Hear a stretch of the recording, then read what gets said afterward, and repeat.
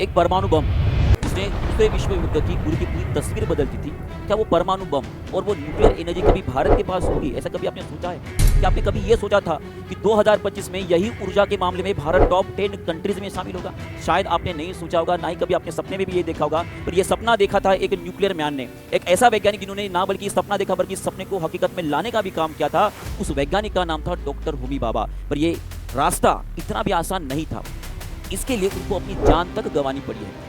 Actual में हमारा भारत देश आजाद होने के पहले ही 1945 में एक TIFR नाम की एक संस्था जो स्थापित की गई, Tata institute of fundamental research, जिसके अध्यक्ष थे हमारे डॉक्टर होमी भाभा। 1947 में हमें आजादी मिली। 1948 में एटॉमिक एनर्जी कमीशन के तहत जो है एक रूल बनाया गया हमारे भारत देश में। उसके बाद पूरे एशिया का पहला जो एटॉमिक रिएक्टर था वो स्थापित किया गया था ट्रोम्बे में। इसके बाद भारत देश ने कभी भी पीछे मुड़कर नहीं देखा।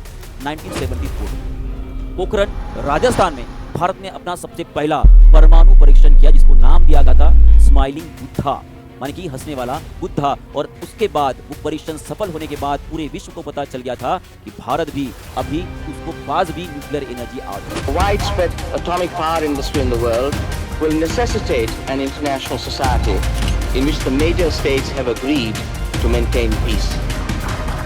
के बाद लगातार मेहनत के बाद अभी 2025 की अगर मैं बात करूं तो 2025 में भारत टॉप 10 में कंट्रीज में शामिल हो चुका है, जिसके बाद लगभग जो है 8,000 से भी ज्यादा मेगावाट ऑफ एनर्जी जो है केवल हम न्यूक्लियर एनर्जी से उत्पादित कर रहे हैं। इसमें हमारी कुल ऊर्जा के लगभग 3% ऊर्जा शामिल है। और उसी तरह से 2047 तक भारत देश ने लगभग 100 गीगावाट ऑफ एनर्जी इस न्यूक्लियर एनर्जी से पैदा करने का टारगेट भी रखा है। क्या लगता है आपको, क्या ये सपना हम भारतवासी पूरा कर पाएंगे?